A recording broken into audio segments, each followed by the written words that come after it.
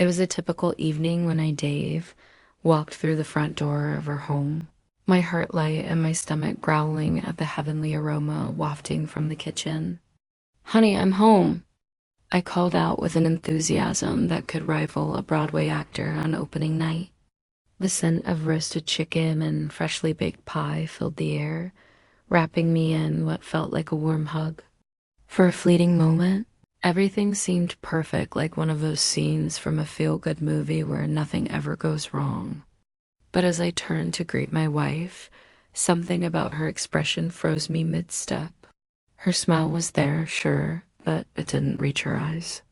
Those piercing blue eyes of hers, usually so full of warmth, now carried a storm I couldn't quite decipher. Was it anger? Sadness? Or worse, betrayal? "Dinner's almost ready," she said, her voice calm but clipped, each word carefully measured as if she were walking on eggshells. My excitement faltered for just a second before I brushed it off, chalking it up to stress or maybe even exhaustion after cooking such a feast. After all, why would anything be wrong? Life had been good to us, or so I thought. Still, something gnawed at the edges of my mind, a nagging sensation that this evening wasn't going to end with laughter over dessert. The house itself seemed unusually quiet, save for the faint hum of music playing softly in the background. It should have added to the cozy atmosphere, yet somehow it only heightened the tension. As I hung up my coat, I noticed the table set impeccably, candles flickering gently, silverware gleaming under the soft light, and plates arranged with precision. Too perfect, almost staged. And then there was the guest waiting in the living room, close friend of ours who greeted me with an awkward pat on the back instead of his usual boisterous hug. Even he looked uneasy, shifting uncomfortably in his seat while avoiding direct eye contact. Why did everyone seem like they were hiding something? And then it hit me, the faintest trace of unease in the way my wife glanced toward the hallway, her hands trembling slightly as she adjusted the flower vase on the dining table. That's when I realized tonight wasn't just another ordinary dinner. Something big was coming, something that would shatter the fragile illusion of normalcy I'd clung to for years.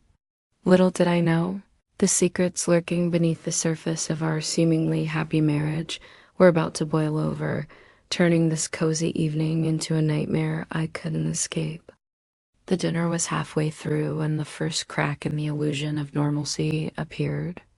The pie had been served, its golden crust glistening under the soft light of the chandelier, and laughter, albeit forced, had begun to fill the air. But just as I thought we were settling into a semblance of comfort, my wife's voice cut through the room like a knife slicing through silk. "Where's your wedding ring?" she asked, her tone icy and sharp, each word landing with the weight of an accusation rather than curiosity. Her piercing gaze locked onto mine, searching for something, a flicker of guilt, perhaps, or confirmation of what she already suspected. I froze, fork hovering midair, my mouth suddenly dry. My mind raced, scrambling to piece together an explanation that wouldn't unravel the fragile thread holding this evening together. I must have left it in the garage," I stammered, trying to sound casual but failing miserably. "You know how it is, I was fixing the car earlier and I didn't want to scratch it while working on the engine." Even as the words tumbled out, I could hear how hollow they sounded. My hands trembled slightly as I set the fork down, avoiding her eyes at all costs. It wasn't just her question that unnerved me. It was the way she stared, unblinking, as though she could see straight through my lies.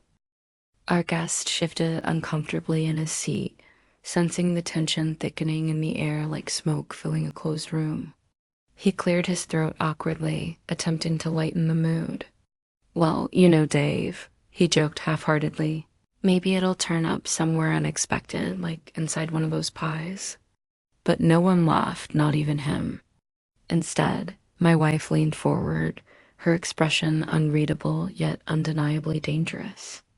She reached across the table, her movements deliberate and slow, and picked up my glass of wine. For a moment, I thought she might throw it. That's how volatile the atmosphere felt, but instead, she took a sip, her lips curling into a faint smirk. Funny, she said finally, her voice dripping with sarcasm. You always seem to lose things lately, don't you? First, my favorite bracelet last month, now your wedding ring. What's next? Yourself? Her words hung in the air, heavy and suffocating, leaving me struggling to breathe. I opened my mouth to respond, but nothing came out. How could I explain something I barely understood myself? Yes, the ring was in the garage, or so I claimed, but why did it feel like admitting that would only dig me deeper into a hole I couldn't climb out of? As the silence stretched on, the ticking of the clock above the fireplace grew louder, almost deafening. Every second felt like an eternity, every glance from her cutting deeper into my conscience. I glanced toward our guest, hoping for some kind of intervention, but his wide-eyed stare told me he wasn't about to step into this minefield. And then, as if summoned by some unseen force, the dog barked loudly from the other room, startling us all. The interruption gave me a brief reprieve, allowing me to stand abruptly and mutter something about checking on the noise. But even as I walked away, I could feel her eyes burning into my back, watching my every move with suspicion. Little did I know, this was only the beginning. That missing ring would soon become the catalyst for everything else. The secrets, the accusations, the unraveling of our marriage. But at that moment, sitting there under her unwavering gaze, I realized that trust, once broken, leaves scars too deep to heal. The chaos erupted without warning, like a storm that had been brewing beneath the surface and finally unleashed its fury. Just as I was trying to regain some semblance of control over the situation with my wife's piercing gaze still burning into me, the dog, a usually docile mutt named Max, suddenly lunged at our guest with a ferocity none of us could have anticipated. His sharp teeth sank into the man's forearm, drawing blood almost instantly. A scream tore through the room, high-pitched and primal, shattering what little peace remained. Our friend flailed wildly, clutching his bleeding arm as panic spread across his face. "Get it off me! Get it off!" he shouted, his voice trembling with terror. My wife sprang to her feet, shouting commands that only seemed to escalate the mayhem. "Max, stop. Stop right now." But the dog was relentless, growling and snapping as if possessed by some unseen force. It took both of us and a hastily grabbed broom to finally pry the beast away from our terrified guest. By then, crimson droplets were splattered across the pristine white carpet, a grim reminder of how quickly this evening had spiraled out of control. As our friend stumbled toward the kitchen sink to rinse his wound, clutching a dish towel to staunch the bleeding, my wife turned on me with fire in her eyes. "This is your fault," she spat, her tone venomous. "You never take care of anything properly." Before I could respond, she stormed off toward the bedroom, returning moments later holding the remnants of her favorite blouse, a once beautiful silk garment now reduced to tatters. She thrust it toward me, shaking with rage. "Look what you've done. You ruined this too. Was it when you were fixing the car? Or maybe while you were cleaning?" Her words dripped with sarcasm, each syllable cutting deeper than any blade. I opened my mouth to protest, but no sound came out. How could I explain something I didn't even understand myself? The blouse hadn't been near the garage or anywhere I'd been working, yet here it was, torn beyond repair. My silence only fueled her anger. "Don't bother lying," she snapped. "You're always so careless, Dave. Do you even realize how much effort I put into keeping this house together?" Before the argument could escalate further, another commotion erupted from down the hall. The bathroom door was locked, and someone inside was screaming for help. At first, I thought it might be one of the kids, if we'd had any, but the voice was unmistakably mine. Yes, somehow, inexplicably, I found myself trapped inside the tiny room, doubled over in agony as waves of nausea crashed over me. Help! Open the door! Please! I yelled, pounding against the wood with sweaty palms. The pain in my stomach felt like 1,000 knives twisting simultaneously, leaving me gasping for air. Outside, I could hear muffled voices arguing about what to do next. Should we call an ambulance? Our guest asked weakly, still cradling his injured arm. No, just break the damn door down. My wife barked, clearly at her wit's end. There was a loud crash as they rammed into the door, followed by the sound of splintering wood. When the door finally gave way, I collapsed onto the floor, groaning pathetically. But even amidst the absurdity of the moment, the bleeding guest, the ruined blouse, and my own embarrassing predicament, I couldn't shake the feeling that these events weren't random. They were pieces of a larger puzzle, clues pointing towards something far darker lurking beneath the surface. And as my wife loomed over me, her expression unreadable, I realized that tonight wasn't just about misplaced rings or torn clothing. This was the beginning of the end, their presence commanding and unnervingly calm. The room fell silent, save for the faint echo of my labored breathing and the distant hum of the shuttered bathroom door creaking on its hinges. "Who are you?" I stammered, my voice trembling with a mix of fear and confusion. The stranger stood tall, draped in an aura of authority that made my skin crawl.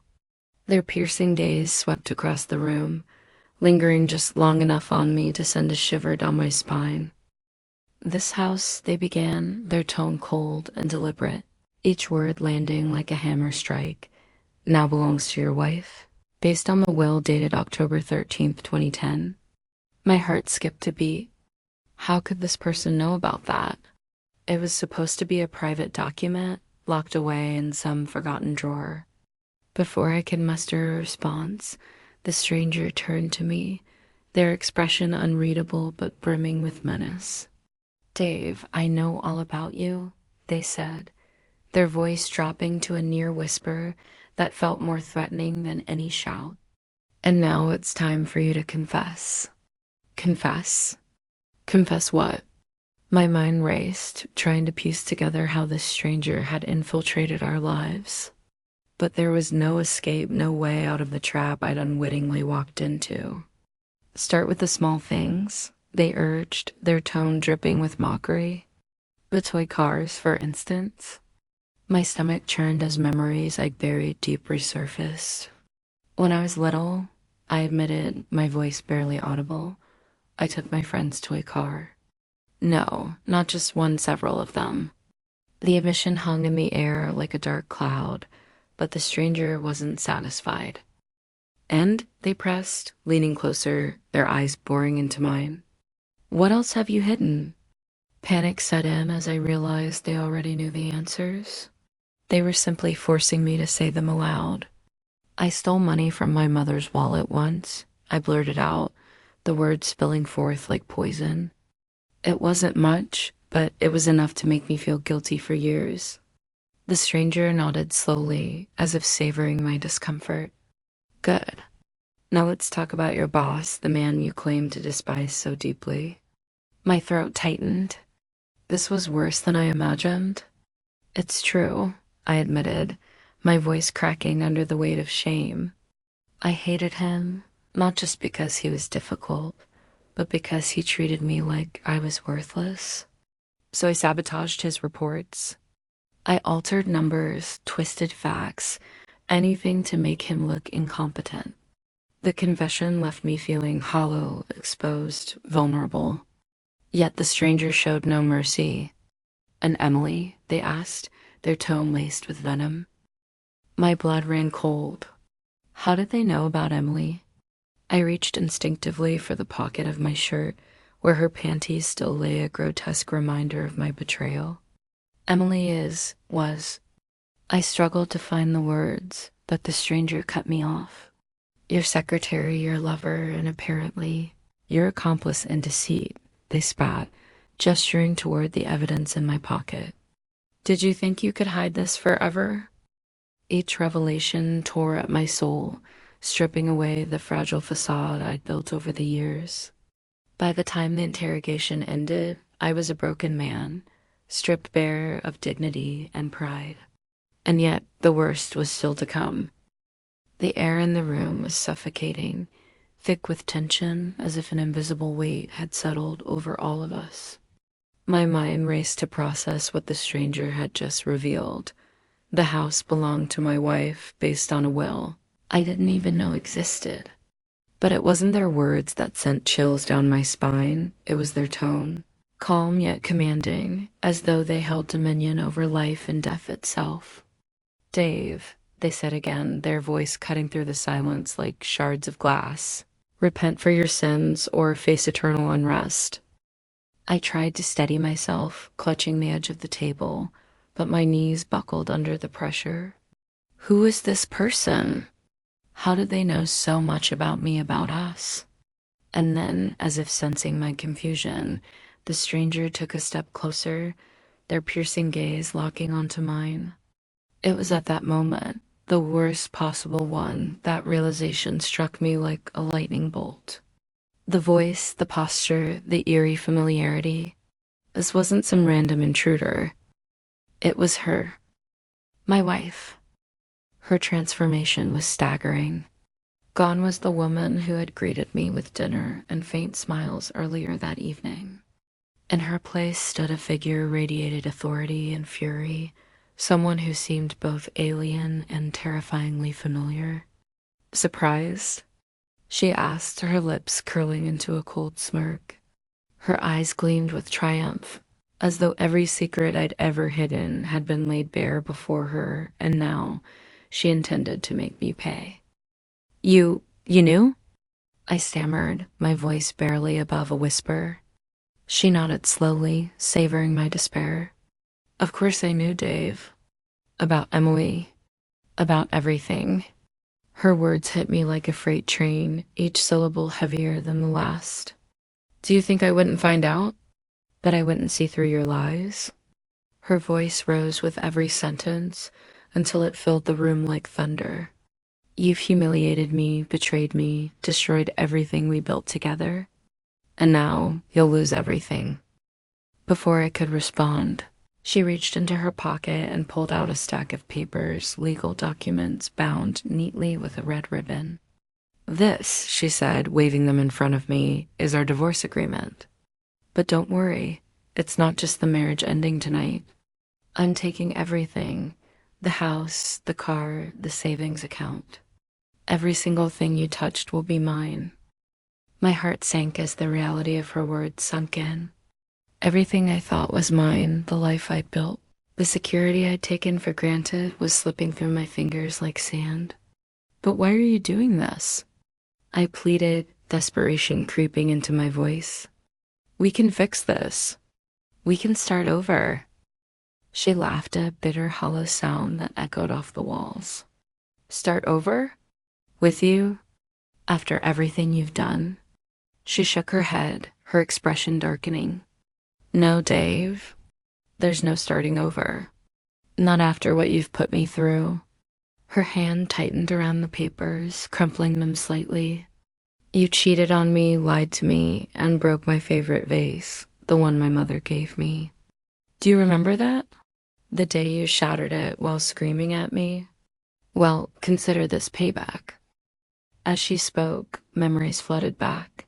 The fights, the broken promises, the nights I spent sneaking texts to Emily instead of being present for my wife.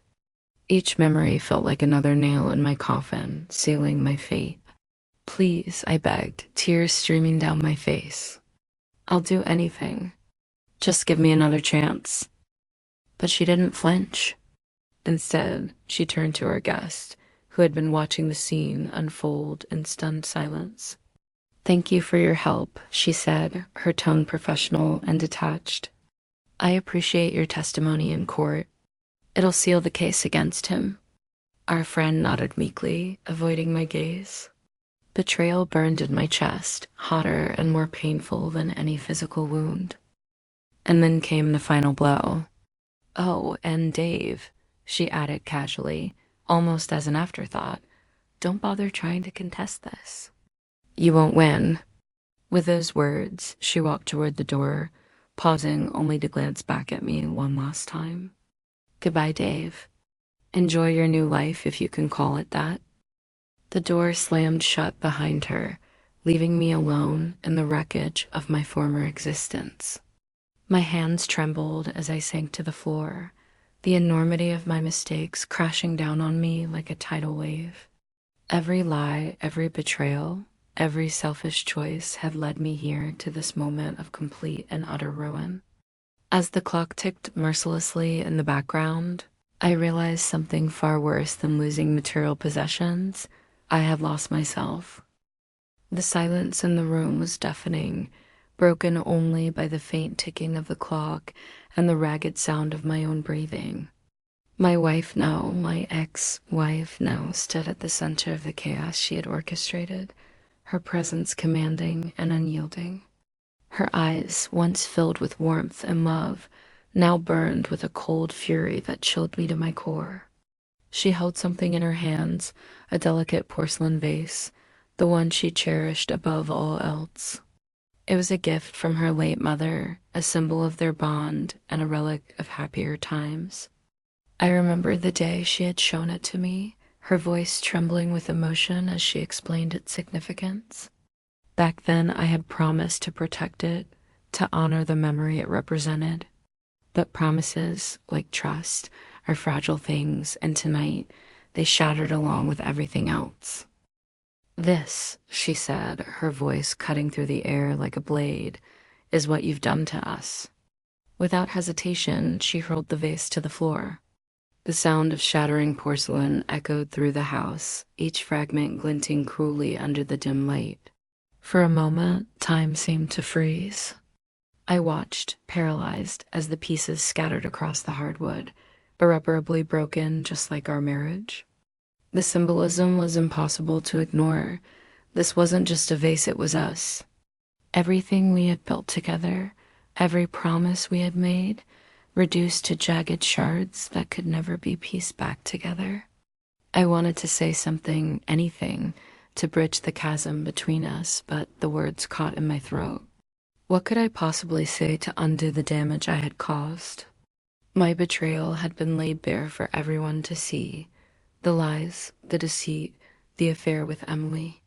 Even the small transgressions, the stolen toy cars, the altered reports, the petty acts of selfishness now loomed large in my mind, each one a brick in the wall that had driven us apart. And yet, none of them compared to the weight of what I had just witnessed. The physical destruction of something so precious, so irreplaceable. She turned to face me, her expression unreadable but undeniably dangerous. Do you understand now? She asked, her voice low and steady, each word dripping with venom. This is what you've taken from me. Not just my trust, not just my love, but my dignity, my pride, my entire life.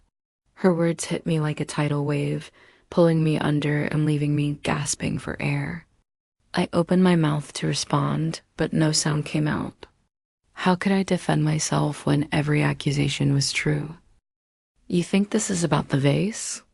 She continued, gesturing toward the wreckage on the floor. No, Dave. This is about you. About how you destroyed everything without even realizing it. You cheated on me, lied to me, and broke my heart. And now you'll lose everything too.